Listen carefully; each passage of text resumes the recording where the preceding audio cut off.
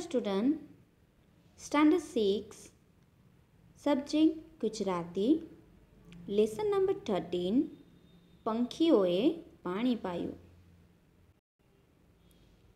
Tech your Gujarati textbook and your Gujarati notebook.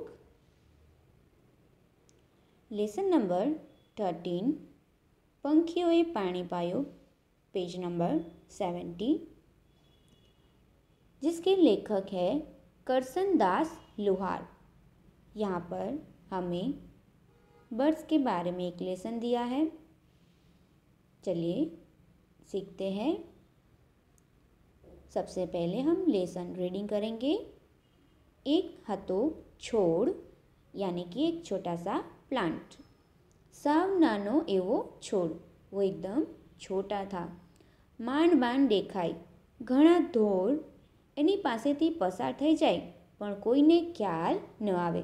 ઢોર यानी कि जो गाय भैंस होते हैं, जब वो घास चरने के लिए जाते हैं तब उसके बाजू में से ही चले जाते हैं, लेकिन उनको भी वो दिखाई नहीं देता है क्योंकि वो बहुत ही छोटा है.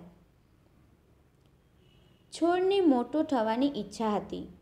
એને વધવું હતું, ઊંચા થવું હતું, આકાશને આંબી જવું હતું, ઘેઘૂર ઝાડ બનવું હતું, પરંતુ દિવસે દિવસે તે સુકાતો જતો હતો. એને માંડ 2-4 પાંદડા બેઠેલા. એક બકરીનું ધ્યાન ગયું, તે પાંદડા ખાઈ ગઈ. છોડ તો સાવ બોળો થઈ ગયો. એને રડવું આવી ગયું. एक छोटा सा जो प्लांट है वो बहुत ही छोटा है, तो उसके ऊपर किसी का ध्यान नहीं जाता है. लेकिन उस प्लांट की बहुत ही इच्छा थी कि वो बड़ा हो जाए और बहुत लंबा हो जाए और आकाश तक पहुंच जाए, उतना लंबा वो हो जाए. फिर वो उसका जो पत्ता है, डाली है, वो बहुत ही घने बने. उसको बहुत ही अच्छा एक बड़ा सा घना पेड़ बनना था. लेकिन वो दिन ब दिन सूखता जा रहा था क्योंकि उसे पानी कम मिल रहा था. एक दिन एक बकरी आती है तो उसकी नज़र उस पौधे के ऊपर चली जाती है, तो बकरी उसके पत्ते खा जाती है. और प्लांट के ऊपर पत्ते भी कितने थे? 2 या 3, और वो भी बकरी ने खा लिए. इसलिए वो जो प्लांट है वो साव बोड़ो થઈ ગયો, मीन्स उसके सारे पत्ते चले गए. એને રડવું આવી ગયું, उसको रोना आ गया. एक दिवस एक पंखी उड़તું उड़તું આવ્યું, આવીને છોડ પર બેઠું. છોડ એનો ભાર ખમી શક્યો નહીં, વળી ગયો. एक दिन एक बर्ड आता है और उस प्लांट के ऊपर, एक छोटे से पौधे के ऊपर बैठता है. लेकिन जैसे ही वो बर्ड प्लांट के ऊपर बैठता है वो बैंड हो जाता है, मुड़ जाता है. क्यों? क्योंकि वो बहुत ही छोटा है और उसकी जो डाली है वो कमज़ोर हो गई थी क्योंकि उसको पानी बिल्कुल कम मिल रहा था और उसके पत्ते भी नहीं था क्योंकि वो बकरी खा गई थी. जैसे ही बर्ड बैठता है और वो बैंड हो जाता है क्योंकि बर्ड का जो वज़न है वो सहन नहीं कर पाता है.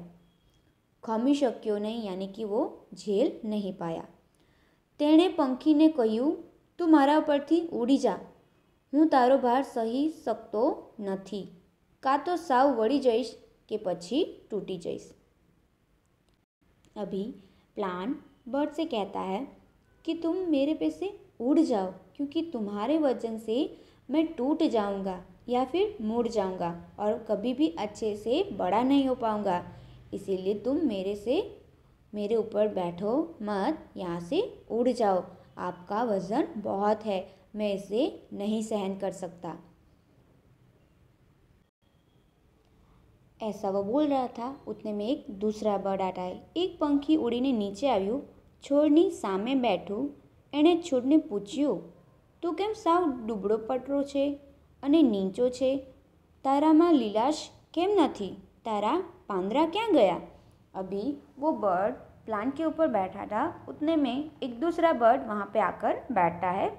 वो प्लांट के सामने, उस पौधे के सामने बैठता है और उसे पूछता है कि तुम इतने दुबले पतले क्यों हो और तुम इतने छोटे क्यों हो और तुम्हारे डाली के ऊपर हरे पत्ते होने चाहिए, वो कहाँ गए? और तुम्हारा रंग हरा क्यों नहीं दिख रहा है? तब वो प्लांट है वो आंसर देता है, છોડને આજ સુધી કોઈએ આવું પૂછ્યું ન હતું. છોડ કહે, હજી હું નાનો છું. ઘણા દિવસ થઈ ગયા પણ હું વધી શક્યો નથી. કેટલાય દિવસથી તરસ્યો છું. મારા મૂળ પાણી વિના અકળાઈ રહ્યા છે. મને કોઈ પાણી પાતું નથી. મારા 2-4 પાંદડા હતા એ પણ એક બકરી ખાઈ गई. अभी जो पौधा है उसे किसी ने भी आज तक ऐसी बात पूछी नहीं थी, इसलिए वो बर्ड से कहता है कि मैं बहुत छोटा हूँ, बहुत दिन हो गए लेकिन मैं बड़ा नहीं हूँ और कितने दिनों से मैंने पानी नहीं पिया, मैं बहुत ही प्यासा हूँ और मेरे जो जड़ें हैं वो पानी के बिना अकड़ गई है, अभी वो थोड़ी थोड़ी सूख गई है, कोई मुझे पानी नहीं पिलाता है और मेरे 2-3 पत्ते थे वो भी एक बकरी खा गई. છોડ પર પંખીને દયા આવી. તે ઉડ્યું, દૂર એક તળાવ હતું ત્યાં પહોંચ્યું. તેણે પોતાની નાનકડી ચાંચમાં એકાદ ટીપું પાણી લીધું. પછી ઉડતું ઉડતું છોડ પાસે આવ્યું. ચાંચમાંનું પાણીનું ટીપું છોડના મૂળમાં ઠાલવી દીધું, પણ છોડને કંઈ અસર ન થઈ. એક ટીપા પાણીથી શું વળે? લાંબા સમયથી તરસ હતી. पंखी बद्दी बात समझी गयो ने त्याथी पाछू उड़्यू. अभी उस बर्ड को प्लांट के ऊपर बहुत दया आ जाती है.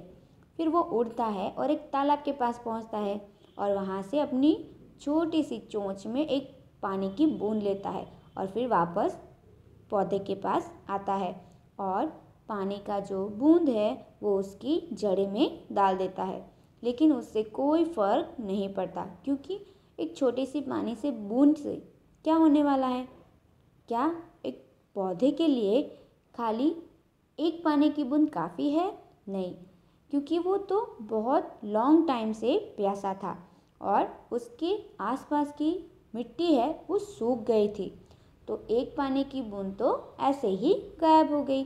बर्ड इस बात को समझ जाता है और वहाँ से वापस उड़ जाता है. उड़तू उड़तू एक घेगड़ू झाड़ ऊपर पहुँच्યું. अभी वो उड़ता उड़ता घेगुड़ झाड़ यानी कि एक बड़ा सा घना पेड़ है उसके पास पहुँचता है. ત્યાં પંખીઓનું મોટું ટોળું બેઠું હતું. પંખીઓના ટોળાને એણે તરસ્યા છોડની વાત કરી. સૌ પંખી સંમત થયા. બધા પાંખો ફફડાવતા ઉડ્યા, તળાવને કિનારે ઉતર્યા. अभी घने पेड़ के ऊपर बहुत सारे बर्ड थे. उनका पूरा एक झुंड बैठा था और बर्ड उस झुंड से पूरी बात करता है उस पौधे के बारे में और सौ पंखी सम्मत किया, यानी कि सारे बर्ड उसकी बात के ऊपर राज़ी हो जाते हैं कि हाँ हम तुम्हें हेल्प करेंगे और सब अपनी पंखों को फफड़ाते हुए उड़ते हैं और तालाब के किनारे पहुँचते हैं. સૌએ પાણીથી ચાંચો ભરી લીધી. પછી પેલું પંખી આગળ ને ટોળું પાછળ. જાય ઉડ્યા જ્યાં તણ્યો પેજ પેલો છોડ ઊભો હતો ત્યાં સૌ ઉતર્યા. अभी बर्ड्स का जो पूरा झुंड है वो उस छोटे से बर्ड की बात सुनकर राज़ी हो जाते हैं और उसकी हेल्प करने के लिए रेडी हो जाते हैं. उड़ते हुए वो तालाब के किनारे पहुंचते हैं. अभी पूरे झुंड के सारे बर्ड्स ने अपनी छोटी छोटी चोंच में पानी की बूंदें भर ली और फिर उड़ते उड़ते सब उस छोटे से पौधे के पास पहुंच गए और वहाँ पर उतर गए. બધા પંખીઓએ પાણી ભરેલી ચાંચો છોડના મૂળમાં खाली करी दी. अभी उन्होंने अपनी चोंच के अंदर जितना भी पानी भरा था वो सारे बर्ड्स ने उस प्लांट की जो जड़ें थी, मूर, उसके ऊपर डाल दी. आवा 10-15 फेरा कर्या ने છોડના મૂળને બરાબર પાણી મળ્યું. એને લાંબા વખતની તરસ छिपाई. છોડને ઓડકાર આવ્યો. ऐसा जो बर्ड्स थे, बर्ड्स ने पूरे 10-15 राउंड लगाए जिससे पौधे को और उसकी जड़ें को जितना पानी चाहिए था उतना मिल गया.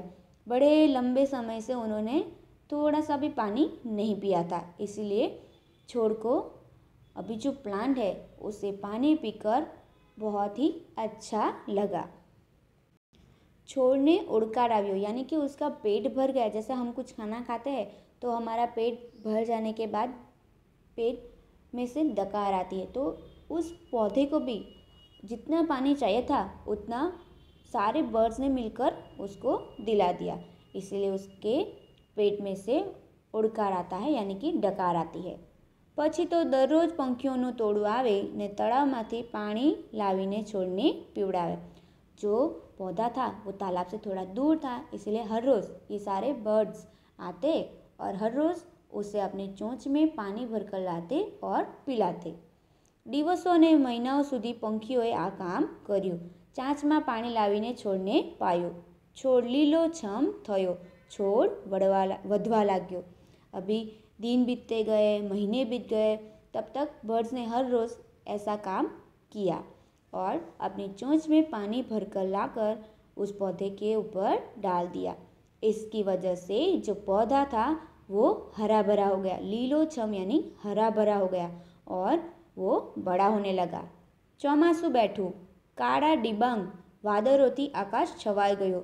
ધોધમાર વરસાદ પડ્યો। આખું ચોમાસું મન મૂકીને વરસ્યો। છોડને તો બસ આટલું જ જોઈતું હતું। આમ ઘણા ચોમાસા छोड़ पर वरसिया वर्षों गया। अभी महीनों तक बर्ड्स इस तरह से काम करते हैं। फिर चौमासू बैठू यानी कि मानसून सीज़न आने वाली है, मानसून सीज़न स्टार्ट होने वाली है, तो आकाश में काले काले बादल छा जाते हैं और फिर बहुत बारिश होती है और फिर पूरे मानसून सीज़न में बारिश होती है। और उस पौधे को तो यही चाहिए था और ऐसे बहुत सारे साल बीत गए और पौधे को पानी मिलता रहा। ऐसे बहुत सारे बरस बीत गए। આજે એક છોડ મોટું ઘટાદાર ઝાડ થઈ ગયું છે। પંખીઓનું ટોળું દરરોજ ઝાડ પર આવીને બેસે છે, ગીતો ગાય છે। ઝાડ ખુશ થઈ જાય છે, ડાળીઓને ડોલાવતું પાંદડા रणजणावे छे। अभी जो छोटा सा पौधा था बहुत सारे साल बीतने की वजह से वो धीरे धीरे बड़ा हो गया और एक घना पेड़ बन गया। जो बर्ड्स का झुंड था वो हर रोज़ उस पेड़ के ऊपर आता है, गीतों गाता है और उसकी वजह से वो पेड़ भी खुश हो जाता है और अपनी डाली को हिलाता है और अपने पत्तों को भी हिलाता है। एक दिवस सांजना समये आकाशमांथी एक वादળી આવી ने ઝાડની डाળી पर बेसी गई। झरमर झरमर वरसी झाड़ नाही रह्યું। एक दिन सांझ यानी शाम का समय, उस समय आकाश में से एक बादल, छोटा सा बादल आता है और पेड़ की डाली पर बैठ जाता है और फिर वो बरसता है और झाड़ के पेड़ के ऊपर बहुत सारा पानी आता है। वादળી कहे, કેમ ઝાડ દાદા, ભર ઉનાળે મેં તમને નવડાવ્યા ને? ત્યારે ઝાડને યાદ આવે છે પોતે સાવ નાનો છોડ હતો ને પંખીઓએ પાણી પાઈને તેને ઉછેર્યો હતો। अभी जो बादल आया है वो उसे पूछता है, कहता है कि पेड़ दादा आपको अच्छा लगा ना? अभी समर सीज़न में भी मैंने आपको पानी से भिगो दिया। तब पेड़ को याद आता है कि वो बहुत ही छोटा था, कमज़ोर था और बहुत सारे बर्ड्स ने उसे पानी पिलाकर बड़ा किया था। ઝાડ વાદળીને માંડીને આ વાત કરે છે।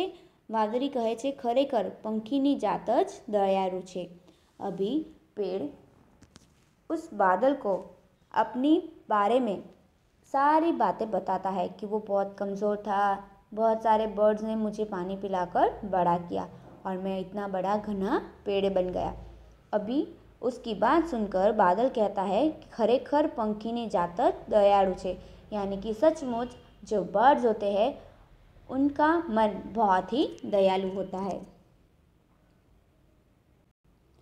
नाउ ओपन योर नोटबुक जिसमें आप शब्द समझौती लिखोगे। बोड़ो, ઊંઘાડો यानी पान विनानो, घेगुड़ गाढ़, ઓડકાર, પેટનો વાયુ મોંમાંથી નીકળતો થતો ડકાર. ઓહિયા, ધોધમાર, ધોધની જેમ પડતો પ્રવાહ. ઘટા, ઝુંડ, સમૂહ. घटादार, અહીં પાંદડાની भारे घटावाड़ू. इसके बाद स्वाध्याय के क्वेश्चन आंसर लिखेंगे, जिसमें हम क्वेश्चन नंबर 1 लिखेंगे. નીચેના પ્રશ્નોના ઉત્તર એક એક વાક્યમાં લખો. फर्स्ट, धोड़ कोनी पासेथी पसार थता हता. लेसन के स्टार्टिंग में ही हमें बताया है कि छोटा सा पौधा है और उसके बाजू में से ही गाय भैंस जाते हैं. तो उसका आंसर हम इस तरह से लिखेंगे. नोटबुक के अंदर क्वेश्चन के आंसर कॉपी कीजिए. ધોળ એક સાવ નાના છોડ પાસેથી પસાર થતા હતા. નંબર 2, છોડ શાથી સાવ બોળો થઈ ગયો. આન્સર, છોડના પાંદડા એક બકરી ખાઈ ગઈ, તેથી છોડ સાવ બોળો થઈ ગયો. નંબર 3, પંખીના ટોળાને એક પંખીએ શી વાત કરી. આન્સર, પંખીના ટોળાએ એક પંખીએ तरसिया छोड़नी बात करी. जो बड़ा सा झुंड था उसको एक बर्ड ने उस पौधे के बारे में बात की. नंबर 4, झाड़नी डाड़ी पर बेसीने वादळीए शू कर्યું. आंसर, झाड़नी डाड़ी पर बेसीने वादળી झरमर झरमर वरसी. क्वेश्चन नंबर 1 लिखने के बाद हम एक निबंध लिखेंगे, उत्तरायण. आपको नोटबुक के अंदर कॉपी करना है. आपके पास ऐसे बुक भी होगी निबंध की, गुजराती की, उसमें कॉपी कीजिए. આપણે વર્ષ દરમિયાન અનેક ધાર્મિક, સામાજિક અને રાષ્ટ્રીય તહેવારો ઉજવીએ છીએ. તહેવારોથી આપણા જીવનમાં નવી તાજગી અને ઉમંગ આવે છે. બધા તહેવારોમાં મારો પ્રિય તહેવાર ઉત્તરાયણ છે. ઉત્તરાયણનો તહેવાર 14મી જાન્યુઆરીએ ઉજવાય છે. ઉત્તરાયણ એટલે પતંગનો તહેવાર. અબાલવૃદ્ધનો પ્રિય તહેવાર. દિવાળી પછી ઉત્તરાયણની તૈયારીઓ શરૂ થઈ જાય છે. ધંધાદારીઓ પતંગો બનાવવાની અને દોરીને માંજો પાવાની પ્રવૃત્તિ જોરશોરથી શરૂ કરી દે છે. બાળકો પણ રજાના દિવસે પતંગ ચગાવવાનો આનંદ માણી લે છે. ઉત્તરાયણની આગલી રાતે બજારમાં મોડે સુધી લોકોની ભીડ જોવા મળે છે. લોકો પતંગો અને દોરીની ધૂમ ખરીદી કરે છે. રાતે પતંગોને કિન્ના બાંધી તૈયાર રાખે છે.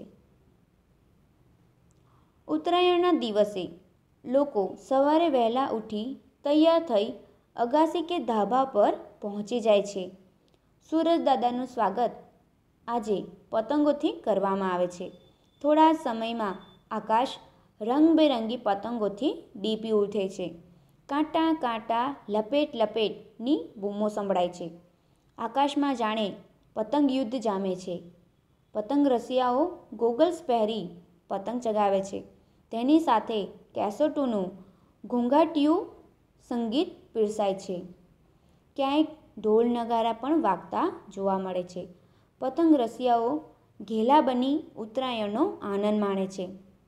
તેઓ પતંગ ચગાવવાની સાથે તલના લાડુ, ચીકી, શેરડી, બોર વગેરે ખાવાનો આનંદ માણે છે.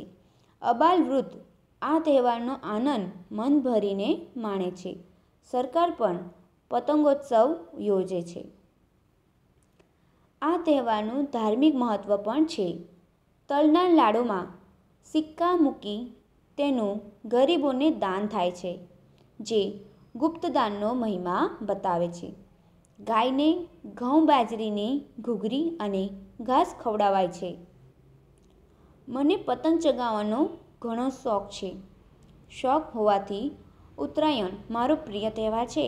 આ દિવસે અમે 8-10 મિત્રો મારા ઘરના ધાબેથી પતંગ ચગાવીએ છીએ. ગમે તેવો પતંગ મારાથી ચગી જ જાય. પેચ લગાવવામાં પણ હું એકો જ છું. અમે રાતે તુક્કલ ચગાવી આનંદ માણીએ છીએ. વાસી ઉત્તરાયણના દિવસે પણ હું પતંગ ચગાવવાનું ચૂકતો નથી. મારે મન ઉત્તરાયણ એટલે તહેવારોનો રાજા. Thank you.